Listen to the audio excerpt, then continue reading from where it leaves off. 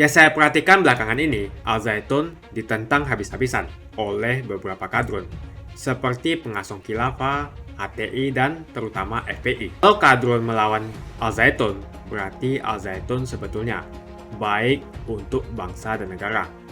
Heboh berita Panji Gumilang yang mengatakan MUI justru merupakan sarang teroris. Masyarakat jangan sampai tertipu. Begitu kata Panji Gumilang. Kalau kita mau bandingkan, ajaran-ajaran ormas terlarang seperti FPI dan HTI, Pengasong Khilafah itu selalu mengajak perang. Dibandingkan dengan Al Zaitun, mana yang lebih sesat? Panji Gumilang justru mencurigai bahwa MUI merupakan sarang teroris dan MUI ingin mendirikan Negara Islam Indonesia atau NII. Panji Gumilang mengatakan sudah terbukti banyak sekali anggota dari MUI terlibat kasus teroris dan juga banyak sekali anggota dari MUI merupakan pengasong khilafah. Panji Gumilang meminta masyarakat untuk tidak tertipu oleh Majelis Ulama Indonesia. Hari ini orang masih bicara tentang negara Islam. Logika apa dipakai? Kalau orang-orang yang mantan, bekas, Kang Asep dan lain-lain, semua testimoni ini apakah bisa menjadi alat dan barang buktikah? Ataukah kita masih tidak percaya kepada polisi dengan proses yang ada? Makanya berkali-kali saya bilang, dalam situasi seperti begini, mari kita menyerahkan seluruhnya kepada institusi negara yang namanya Kepolisian Republik Indonesia. Tetapi menurut saya semua pernyataan-pernyataan, mulai dari orang yang mengaku sebagai ulama hebat, paham tentang Quran dan lain-lain, seluruhnya mulut-mulut yang menurut saya keluar dari mulut-mulut itu, maka Anda telah memfitnah, dan itu adalah tata cara yang diatur dalam Al-Quran. Al-Baqarah 193, fitnah itu orang yang keluar dari Islam dan menjadi murtad. Makanya saya keberatan kalau orang Islam itu bertengkar terus dalam posisi seperti ini. Malu kita sebagai agama mayoritas, agama orang di Republik ini. Kalau ini persoalan umat, kenapa tidak bicara dengan baik-baik? Kenapa tidak tabayun? Kok begitu langsung dibantai habis seorang pimpinan pondok pesantren dan pesantren sehebat Zaitun ini? Di mana kita punya muka sebagai umat Islam? Kita perlu mempertontonkan semua kejahatan yang penuh fitnah itu. Serahkan ini kepada polisi. Bukan urusan kalian menghujat dan mencaci maki Zaitun dan Panji Gumilang. Itu pikiran yang ada di otak saya. Panji Gumilang ini orang yang punya latar belakang agama, seorang ulama, seorang kiai, semua membantai habis seorang Panji Gumilang. Apa kalian ini sebetulnya? Kenapa setiap tahun mau pemilu baru peristiwa ini dibicarakan tentang Panji Gumilang dan Zaitun setiap 5 tahun, saudaraku? Iya, kalau kita dengar penjelasan Syekh Panji Gumilang, kan, kenapa kita tidak melakukan tabayun lebih awal? Tetapi kita sudah membantai, kita sudah menghukum, bukan kita mengadili. Please deh, tolong mari kita berlaku adil. Jangan karena kebencianmu kepada seseorang, jangan karena kebencianmu kepada satu kaum, kamu berlaku tidak adil kepada mereka. Semuanya masih menduga. Dengar kata-kata Mahfud MD sebagai Menko, karena diduga. Apakah dengan diduga-duga itu kemudian orang bisa dibantai? Please, tolong dengan baik, dengan jujur lah. Jangan sampai kita melakukan pembantaian, kita berlaku tidak adil kepada orang seperti sosok seorang ulama, Syekh Panji Gumilang dengan pesantren Az-Zaitunnya. Please, yang sekarang dilakukan oleh kepolisian maupun yang dilakukan oleh pemerintah Pak Mahfud MD itu kan semuanya masih karena pemerintah dan institusi-institusi negara masih menduga ini. Karena masih menduga itu, maka orang itu tidak boleh langsung dihukum, tidak boleh difitnah, tidak boleh dibantai dengan tidak punya harkat dan martabat, itu loh. Kalau bicara kalau kan dari tadi saya bilang, kalau kita percaya kepada institusi negara yang namanya Kepolisian Republik Indonesia, saya dari dulu dan sejak ada di kantor presiden, ke staf presiden juga saya tahu bahwa institusi negara yang namanya kepolisian negara itu tidak sembrono dalam mengambil keputusan. Semua yang disampaikan oleh Pak Mahfud dan PPATK apa segala macam ini adalah upaya-upaya yang dalam posisinya masih menduga. Hey, please, pakai akal yang sehat. Dan membeli kapal tidak semudah atau overnight buatnya. Tiba-tiba ada seorang chef, biaya sendiri, ngulik sendiri, pakai orang sendiri, uang sendiri, ya kan, membuat sampai sebegini. Dan tadi saya sampai naik ke atas gitu, dan ini makin lama kapalnya akan semakin besar. Menurut saya malah ini yang harus ditularkan. Kalau saya melihatnya, karena saya pernah sekolah di Israel, ini seperti gimbal system. Jadi saya ini membangun kemampuan keberdikarian ekonomi, teknologi, jadinya bikin kapal kan kayak bikin kacang goreng, ya, teknologi masih tinggi. Nah, yang saya harapkan malah sekarang inilah yang menjadi role model ditularkan kepada seluruh pesantren di pesisir-pesisir Indonesia, semua gereja, semua apapun itulah yang supaya mewujudkan kembali Indonesia sebagai negara maritim. Ini loh, Presiden Jokowi inilah presiden yang menarik ya. Dia satu-satunya presiden menyatakan Indonesia poros maritim dunia. Ya kan? Ya. Kan nggak cuma kekuatan pertahanan yang selama ini saya geluti, tapi intervensi antara ekonomi dan militer. Nah, ini yang diwujudkan oleh Syekh itu adalah ekonomi biru beneran. Bayangin punya storage sampai sudah bisa membekukan begitu hebatnya, terus kemudian apa ya, nggak usah lagi lewat apa tuh tengkulak dan lain-lain.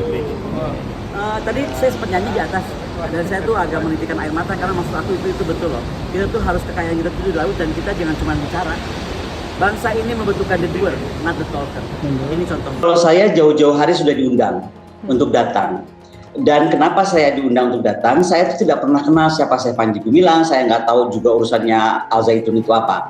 Sampai kemudian ada berita beliau mau buat kapal dan mau memberikan nama itu kepada saya. Saya jelas menolak karena saya merasa saya tidak layak untuk dijadikan nama kapal. Dan karena saya tidak punya kontak beliau, saya membuat WA terbuka.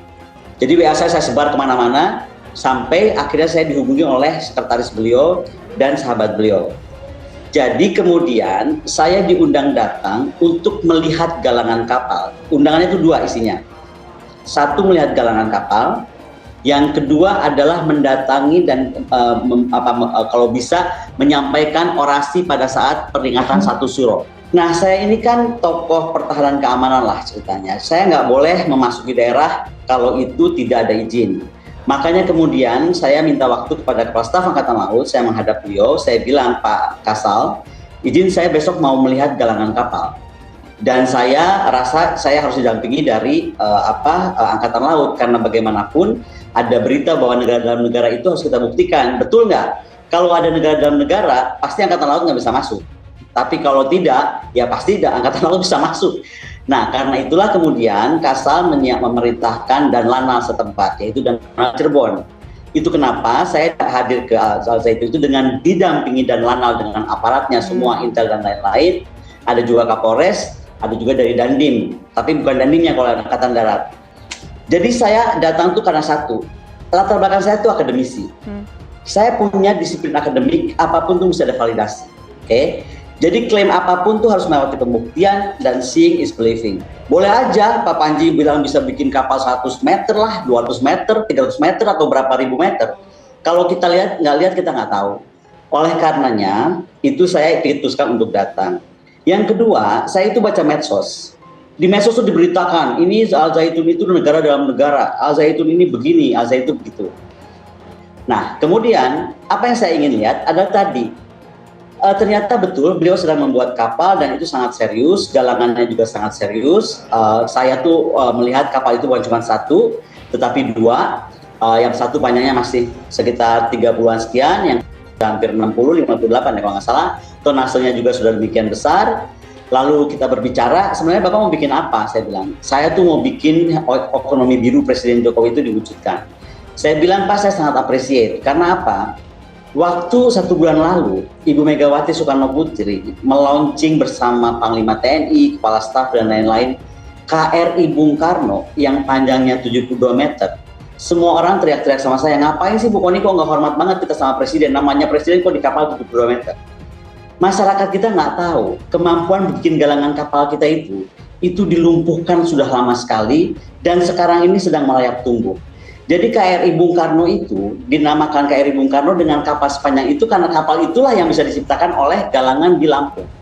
Nah, sehingga Ketika ada orang bisa bikin kapal lebih panjang dari kapalnya Bung Karno, saya pasti ingin lihat. Nah, makanya saya terus datang dan melihat bersama dengan dan Lanal. Kami sampai naik ke atas. Jadi kami lihat tempat storage ikan di atas. Jadi sistem beliau itu beda sekali. Tidak lagi ikan ditangkap kemudian dijual ke tengkulak, tapi dia akan proses sendiri dan menghasilkan seperti Jepang lah. Kira-kira cita-cita beliau seperti itu. Saya tanya sama Pak Panji, Pak, ini yang bikin kapal ini siapa yang desain? Yang bikin semua sampai merakit dan lain-lain. Semua murni Al Zaitun. Dan diterangkan oleh beliau dengan sangat detail. Kami ada semua videonya gitu ya. Bagaimana itu kapal dari mulai kecil sekali jadi sampan, jadi terusnya agak kecil, agak besar, hingga jadi kapal beneran 2 ini yang kemudian akan disuruh kapal ketiga. Nah terus saya tanya, berapa lama Bapak bikin kapal ini? Karena saya tahu bikin kapal itu nggak mudah. Contoh KRI Bung Karno, itu adalah kapal satu-satunya kepada Angkatan Laut yang tepat waktu. Jadi selama ini kalau Angkatan Laut pesan kapal itu datanya terlambat terus. Kalau yang bikin lokal. Nah kapal Bung Karno itu tepat waktu 1 tahun. Itu lebih pendek ya. Jadi saya tanya lagi, Pak Panji bisa bikin ini berapa lama gitu? Dia bilang dia bikin ini selama COVID dan ada 2 kapal. Berarti kan setahun kapal 1 kapal gitu. Yang ketiga yang dia sudah siapkan adalah linas panjang kapal 150 meter. Saya shock karena berarti kan 2 kali KRI Bung Karno. Nah itulah kenapa saya didampingi dan Lanal cek semuanya, termasuk kekuatan galangannya seperti apa dan lain-lain. Karena menurut saya ini adalah potensi yang harus dibangun oleh bangsa ini kalau betul membangun sebuah kekuatan maritim. Dan kenapa saya apresiasi Al Zaitun? Karena menurut saya sebagai lembaga institusi pendidikan dia mesti diapresiasi. Dan sekali lagi membuktikan Al Zaitun bukan negara dalam negara karena dan Lanal diizinkan masuk, Kapolres diizinkan masuk gitu. Jadi kita masuk bersama-sama. Yang kedua adalah kaitan dengan kekuatan dia membangun integrated agriculture Al Zaitun. Jadi habis dari galangan, beliau bilang, Bu Koni udah tanggung ada di Indramayu dan besok nggak ada waktu karena ada Suro. Kenapa nggak lihat juga agriculture? Jadi saya juga ke perkebunan beliau yang sedang dibangun masif perkebunannya. Nah kebetulan saya ini kan pernah sekolah di Israel. Pendidikan S3 saya dulu di Israel. Jadi saya tuh langsung bilang, ini kok kayak gini caranya, Bapak tuh maksudnya bikin kibbutz ya Pak? Kibbutz itu kayak apa ya? Tempat-tempat mandiri yang self sustain. Yang sedang Bapak bikin. Ini kalau semua pesantren ikut begini, kalau semua gereja, semua kuil, semua di pesisir, wah Indonesia bisa jadi negara maritim lagi dengan cepat. Itu yang saya sampaikan. Jadi saya tertarik itu karena menurut saya kekuatan industri maritim kita tuh harus dipercepat. Sekali lagi, kalau perhatikan apa statement dari Lemhanas, hasil kajian Gubernur Lemhanas itu kan nggak main-main ya. Indonesia ini dalam 14 tahun harus banyak menyelesaikan masalah urgent. Pertama, kita akan terkena dampak perang Cina dan Amerika. Maka kalau kita gambarkan, kalau kita tidak kuat secara kekuatan angkatan laut, darat dan udara, tapi saya lagi bicara laut nih karena lagi ngomong galangan, maka kita akan ada masalah besar. Jadi di kepala saya saat saya ada di galangannya Al Zaitun, pertama saya pikir nih, kalau sampai semua pesantren bisa ikut seperti Al Zaitun bikin kapal, Indonesia nggak usah ketakutan soal kapal perang. Itu yang ditanya, kapal sipil bisa tinggal dipersenjatai gitu. Karena saya melihat kondisi kapalnya ready to war kalau memang kita perlu. Jadi ada latar belakang itu. Jadi kalau ada yang bertanya kepada saya tentang urusan lainnya, catat ya. Saya tanya sama beliau, Pak, ini Bapak dapat bahan gitu kan? Bagaimana Bapak bisa bikin seperti ini? Kayunya dari Kalimantan, kayu hitam, besi hitam ya namanya. Lalu saya tanya, kayak paku, beton apa? Oh kami produksi sendiri. Disitulah saya bilang, Bapak nih kalau di Israel namanya kibbutz nih Pak, jadi semuanya self sustain. Terus saya tanya, kenapa nggak beli? Bu Koni, kalau beli nggak akan cukup lah katanya, mendingan kita buat sendiri. Jadi semuanya itu ditekankan tentang keberdikarian. Dan itu yang menurut saya belajar dari perang Ukraina dan Rusia. Sekali lagi kan saya itu kan belajar ketika melihat perang Ukraina dan Rusia kan saya lihat kenapa Rusia bisa survive, kenapa ini enggak. Satu, kata kuncinya, Rusia itu berdikari, mandiri sekali. Nah, disitulah menurut saya layak saya mengapresiasi sebuah galangan yang sangat mandiri, sangat tepat waktu kalau kita perlukan karena setahun bisa bikin 1 kapal. Yang saya tahu itu susah sekali. Contohnya tadi saya contohkan KRI Bung Karno aja, satu-satunya kapal angkatan laut yang tepat waktu. Selama ini nggak pernah kapal pesanan angkatan laut itu bisa tepat waktu. Hanya KRI Bung Karno. Itu pun cuma 72 meter, kecil. Jadi setengahnya kapal yang sedang dibikin nomor 3 oleh Pak Panji Gumilang. Ini saya itu tamu ya, saya diundang datang, diarahkan ke galangan. Ketika saya datang dan saya nggak sendiri, saya sudah sampaikan tadi ada Kapolres, ada stafnya dari Dandim, saya juga datang bersama dan Lanal, ya kan? Nggak ada tuh polisi, nggak ada di segel. Nggak tahu kalau sebelumnya, saya kan tamu sekali lagi, saya datang sudah diterima di sana, semua sudah menunggu, Kapolres dan lain sudah menunggu ada di sana. Jadi saya masuk. Jadi jangan tanya sama saya soal segel, saya nggak ngerti. Bahwa itu statusnya di segel, terus kemana dibuka, jangan tanya saya, tanyakan kepada pihak terkait. Tapi sekali lagi, begini, kita ini harus membiasakan saya tuh bukan orang ahli Islam, tapi kalau dalam Islam itu sebut tabayun. Jadi ada keinginan untuk lebih memahami, mengerti, dan bukan cuman sebatas membaca atau mendengar rumors. Yang kedua, kehadiran saya itu terkait rumors juga di media tentang adanya bom, tempat bunker bom gitu di Al Zaitun. Saya ini orang pertahanan keamanan gitu. Kalau ada yang berita-berita kayak gitu, pastilah saya kontak juga dengan kepolisian, dengan Kementerian Pertahanan atau dengan Mabes ya. Nah, kebetulan karena saya diundang gitu, saya pikir ini yang saya mau lihat nih, betul nggak ada bunker bom. Jadi waktu diundang itu saya langsung bilang, saya nanti masuk dari mana? Karena kan saya tamu VIP, ya kan? Masuknya jalur normal, saya bilang nggak, saya mau lihat bunker di bawah. Karena saya mau datang, kan itu kan masuknya gede banget, saya juga kaget, masuknya gede banget gitu. Saya bilang saya pengen ke bawah, karena ini banyak berita saya baca, entah benar entah tidak, di bawah tuh bunker, saya pengen lihat. Jadi saya turun ke bawah, langsung mobil saya tuh nggak naik dari atas, saya turun ke bawah ketika saya bilang saya banyak rombongan ya, saya bawa dosen dari PTIK, saya bawa PTIK itu sekolah kepolisian kalau nggak ada yang tahu, kemudian dosen dari Universitas Pertahanan, ahli industri pertahanan ikut sama saya juga sejak hari pertama. Nah begitu datang tuh kita langsung ke bawah Mbak, ke bawah Al Zaitun yang dikatanyakan bunker itu, saya muter di situ dengan mobil saya. Dan saya video semuanya yang ada itu adalah balok-balok kayu yang sudah bertumpuk lama, sudah ada laba-labanya, sudah berdebu. Jadi maksudnya bukan overnight gitu dibuat ganti, tadi bom sekarang kayu gitu ya. Dan akhirnya saya nanya itu buat apa, karena memang masih ada pembangunan masif di dalam Al Zaitun sendiri.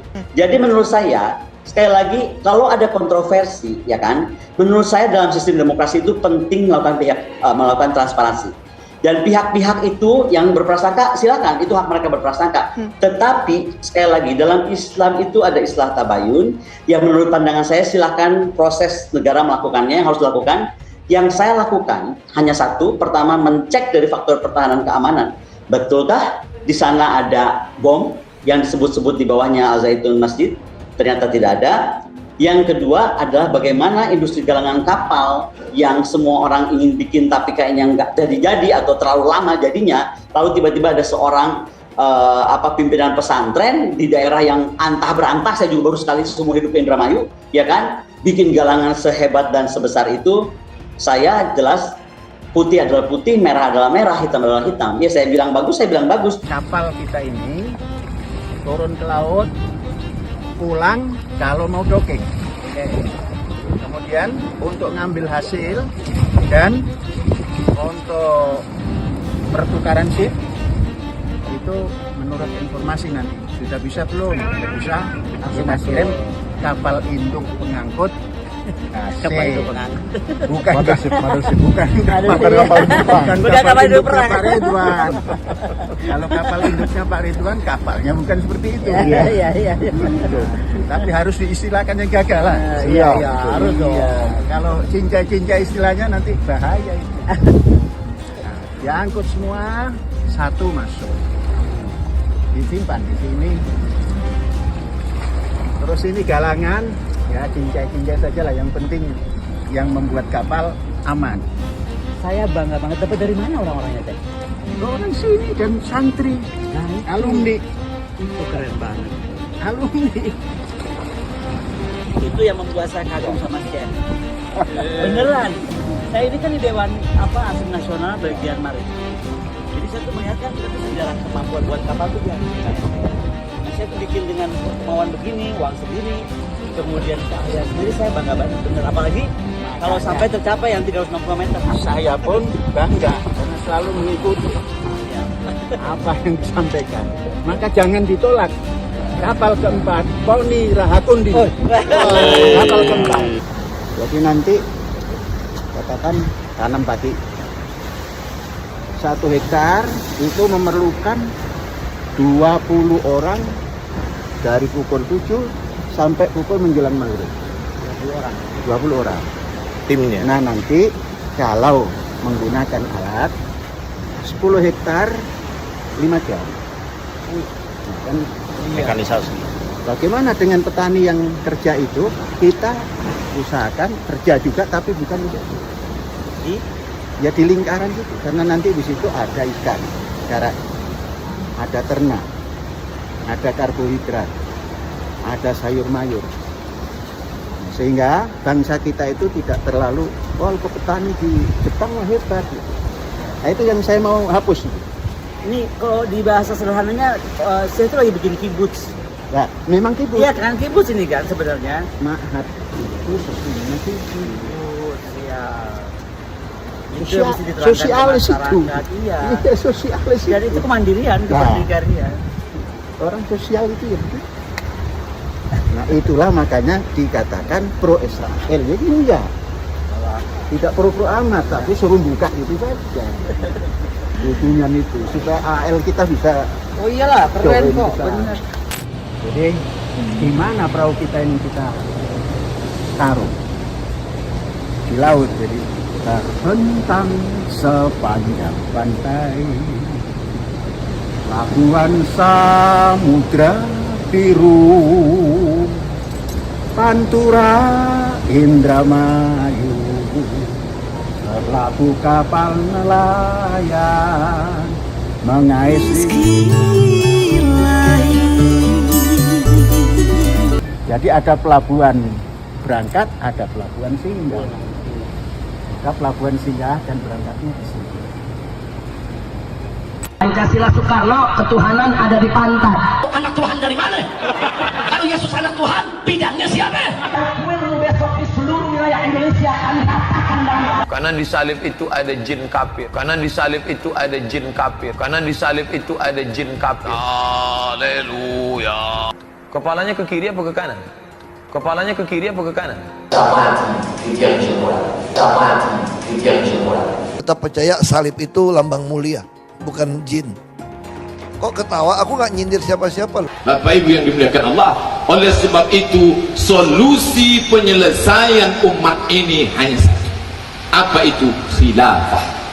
Tegaknya khilafah, maka selesailah masalah. Takbir! Jumpa lagi dengan saya di channel Johannes Leong. Sebelum kita membahas tentang Panji Gumilang, Al Zaitun, dan MUI, terima kasih banyak buat kalian yang sudah like dan subscribe di channel Johannes Leong. Jika kalian setuju bahwa Panji Gumilang mengatakan MUI merupakan salang teroris, maka like video ini. Seberapa banyak like menunjukkan kalian setuju bahwa MUI dijuluki sebagai salang teroris. Panji Gumilang mengatakan supaya rakyat atau masyarakat jangan sampai tertipu dengan MUI. Apakah kalian setuju dengan perkataan Panji Gumilang? Heboh berita Panji Gumilang yang mengatakan MUI justru merupakan sarang teroris. Masyarakat jangan sampai tertipu. Begitu kata Panji Gumilang. Masih banyak yang penasaran tentang apa sih sebenarnya yang terjadi dengan Al Zaitun. Apa yang disajikan di sosial media sudah lumayan bisa memberikan gambaran sedikit apa yang sebenarnya terjadi. Ada beberapa poin yang memang lumayan bagus, dan mungkin salah satunya soal Al Zaitun. Bisa jadi tidak selamanya Al Zaitun itu buruk. Bisa jadi juga ada hal yang bisa berguna untuk bangsa dan negara. Yang saya perhatikan belakangan ini, Al Zaitun ditentang habis-habisan oleh beberapa kadrun, seperti pengasong khilafah, HTI, dan terutama FPI. FPI sampai menggelar aksi unjuk rasa besar-besaran untuk menutup Al Zaitun. Kalau kadrun melawan Al Zaitun, berarti Al Zaitun sebetulnya baik untuk bangsa dan negara. Kalau bagi kalangan kadrun, yang sering dipermasalahkan adalah praktek-praktek ibadah ataupun kegiatan lain yang telah dilakukan oleh Panji Gumilang, pemimpin Al Zaitun. Salah satu yang menjadi kegerahan bagi kalangan kadrun adalah salam Yahudi yang diucapkan di acara ulang tahun Panji Gumilang beberapa waktu yang lalu. Salam Yahudi itu adalah Shalom Aleichem. Itu ditentang kadrun habis-habisan, terutama oleh Abdul Somad. Kemudian soal azan yang diucapkan dengan tegas dan menghadap ke arah jemaah, dan beberapa hal lainnya yang sebenarnya bisa didiskusikan dan tidak perlu ngotot. Jadi permasalahan-permasalahan yang sebenarnya bisa dimodernisasi justru menjadi concern para kadrun. Dan karena Al Zaitun itu berbeda dari apa yang selama ini dipraktekkan oleh para kadrun, maka Al Zaitun dituduh sesat.